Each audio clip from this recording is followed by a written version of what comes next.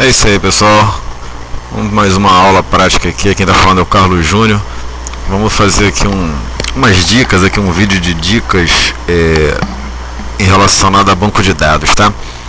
A gente sempre, quando está começando a aprender um pouco sobre banco de dados, a gente acaba se atentando a detalhes que às vezes não são tão importantes, né?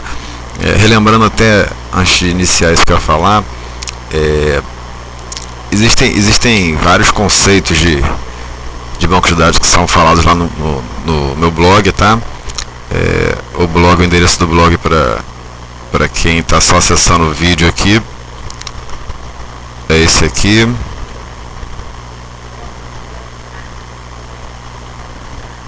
Ok? É só dar uma acessada, dar uma olhada lá, tem várias dicas sobre várias matérias, sobre alguns concursos e algumas outras coisas ligadas à informática também para quem gosta da área, tá bom? Dá uma acessada lá e dá uma verificada, tá?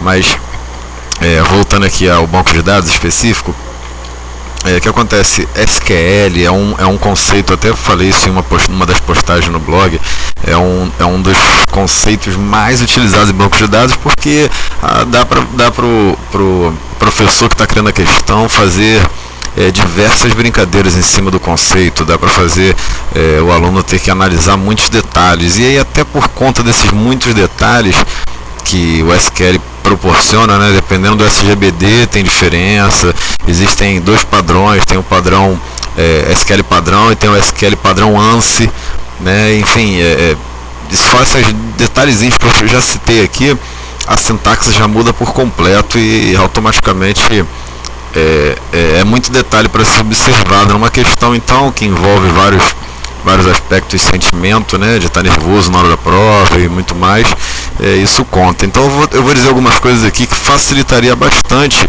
uma análise de um código SQL, perfeito? Vamos começar então. Eu vou estar iniciando aqui, eu criei duas tabelinhas, tá? Uma tabela aqui chamada aluno e outra tabela chamada professor, perfeito? Eu vou colocar essa linha aqui como comentário.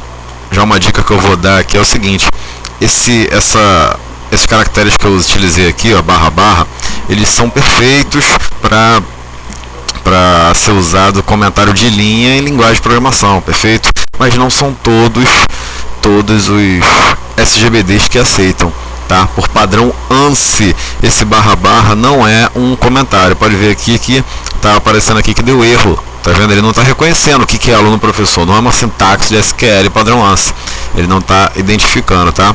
Então, por padrão ANSI, comentário de linha, a gente coloca traço, beleza? Traço. A gente pode utilizar aí como comentário de linha. Ou então a gente também pode usar o tralha, que hoje em dia o pessoal chama muito de hashtag, beleza? Eu vou deixar aqui essa linha comentada e vou começar fazendo um comando SQL básico aqui, só para mostrar o conteúdo das minhas tabelas. Relembrando que na estrutura do SQL, usando o DML, o select, que é uma DML,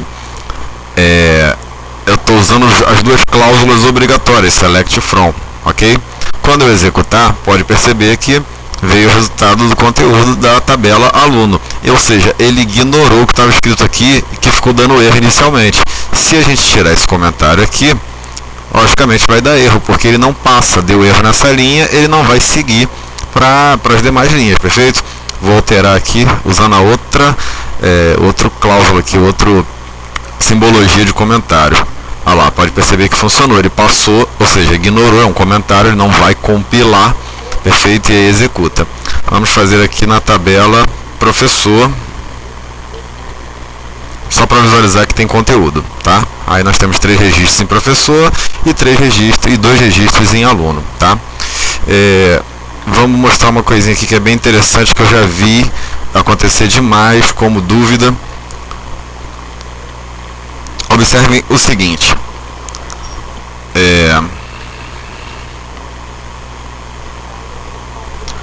observem que eu fiz 2 selects aqui, perfeito?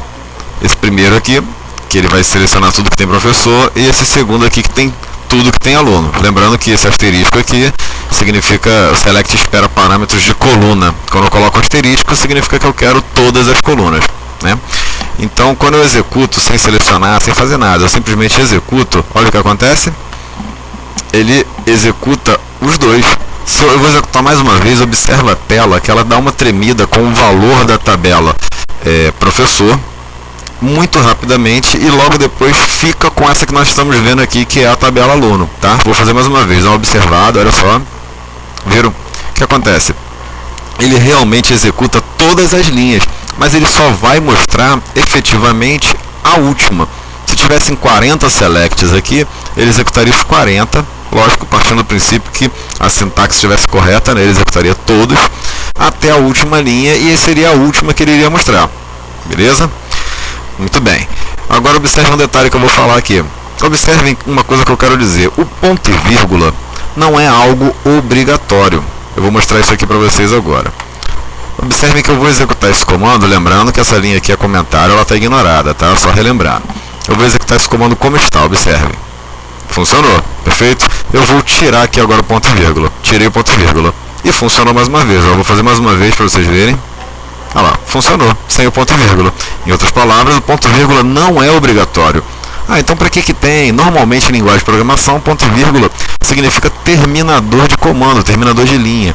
No comando SQL, que não deixa de ser uma linguagem de programação para banco de dados, também é um terminador de linha. Porém, ele funciona bem quando nós temos mais de uma linha, mais de um comando.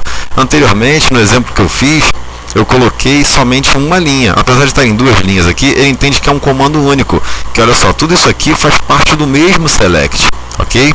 Então, quando eu coloquei aqui o ponto e vírgula, ele sabe que esse select acabou aqui e a partir da próxima leitura ele vai começar a ler o próximo comando select, perfeito? Por isso que funcionam os dois. Agora, se eu tirar esse ponto e vírgula aqui, olha o que acontece. Dá um erro. Olha o que ele está dizendo aqui, ele diz que não reconhece esse select from aluno. Por quê? Vou explicar. Eu não falei que o ponto e vírgula é o terminador de linha? Ele pegando esse comando aqui, ele está lendo exatamente isso. Select, ele vê que o parâmetro está correto, que são todas as colunas que eu quero. Ele vê a cláusula from, que é a segunda cláusula obrigatória do select. Ele vê que o parâmetro é uma tabela. Só que tem terminador de linha aqui? Não. O que ele faz? Emenda a leitura aqui, select asterisco from aluno. E aí ele realmente vai dar o seguinte erro. Eu não estou entendendo o que é isso tudo aqui. Porque ele entende que tudo isso aqui que está marcado está dentro da cláusula from desse select anterior. Ele não vai entender, logicamente, porque isso tudo aqui ele está entendendo que o comando começa aqui e termina aqui. E não é verdade. O comando, na verdade, termina aqui. Quando eu coloco esse ponto e vírgula, aí sim ele vai entender, ok? Observa que quando eu faço a mesma coisa no select de baixo, que no exemplo é o último comando, observe que ele funciona perfeitamente. Olha lá, mais uma vez. Tá vendo? Por quê? Porque ele termina esse comando de cima. Aí você vai me pergunta, poxa, mas esse aqui não vai dar erro? Não, porque o que tem de comando abaixo? Nada, olha aqui, não tem mais nada aqui embaixo. Ou seja, ele é o último comando. Perfeito? Então, mais uma coisinha que eu digo, tá? Mais uma dica que eu dou.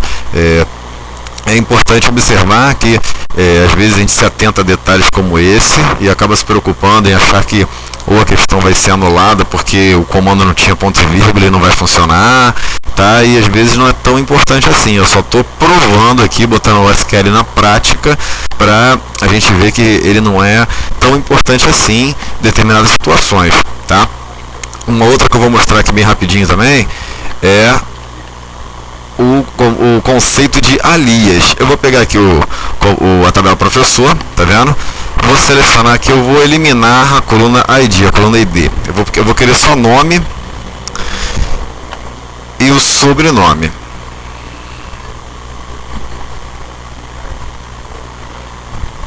Ok? Olha lá, veio só o nome e o sobrenome. Só que eu posso apelidar isso aqui, tá? Como assim? Vamos começar apelidando aqui a nossa tabela professor. Eu vou usar o conceito aqui de alias, que eu uso a palavra reservada as, ok? E olha, ele funciona perfeitamente, continua funcionando, tá? O que ocorre é que o compilador ele começa a execução lendo a cláusula from. Ou seja, ele começa lendo quem é a tabela de origem que ele vai buscar, seja lá o que você quiser. Ele vê que você está apelidando essa tabela com esse nome aqui, o apelido da tabela, ok? E aí sim é que ele vai para o select, ok? Eu poderia usar aqui essa nomenclatura aqui, ó. Pode ver que funciona também, perfeito? Aí eu já vou fazer a pergunta que já foi respondida pela minha ação anterior, né?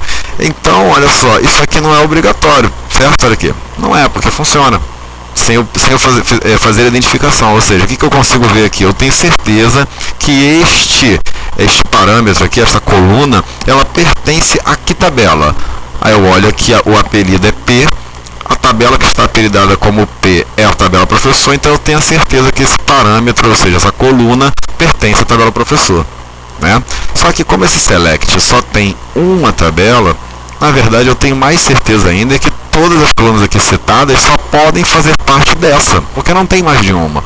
Então usar esse apelido na referência das colunas aqui em cima se torna opcional, tá vendo? Tanto é que esse não está e esse está com o apelido, e ainda assim a consulta funciona, ok?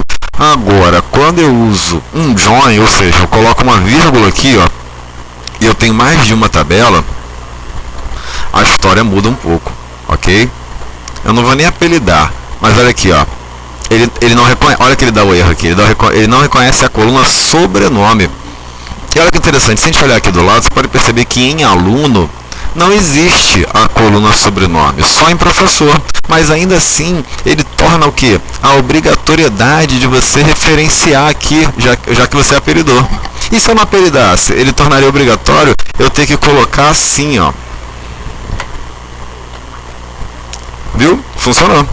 Ou seja, esse P significa a mesmíssima coisa que esse nome inteiro aqui. O apelido é literalmente para isso, para me facilitar eu não ter que escrever o nome da tabela inteira. Então, se eu chegar aqui e substituir esse professor por P, que é o apelido da minha tabela professor, aqui eu estou apelidando com um alias, né? É o meu comando as aqui, ele vai funcionar da mesmíssima forma, ok? Olha lá, ele pegou todas as combinações, ele veio essa resposta, como vocês viram aqui, porque eu fiz um join, olha aqui, ok? Se eu quisesse pegar também o nome do professor ao lado aqui, ó, nome e nome do professor ao lado. Agora, se eu chegar aqui e fazer assim, ó, nome, e eu mandar executar, observa que ele fala assim, eu não sei quem é essa coluna nome, olha aqui, reclamando, a coluna nome.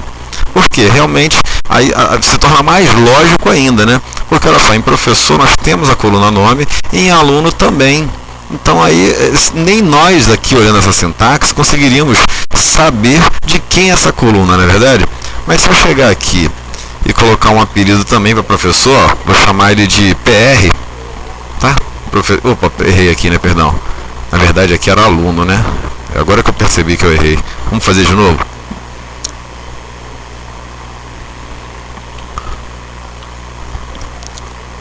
Ok, funcionou. Aqui eu vou fazer o exemplo que eu fiz anterior.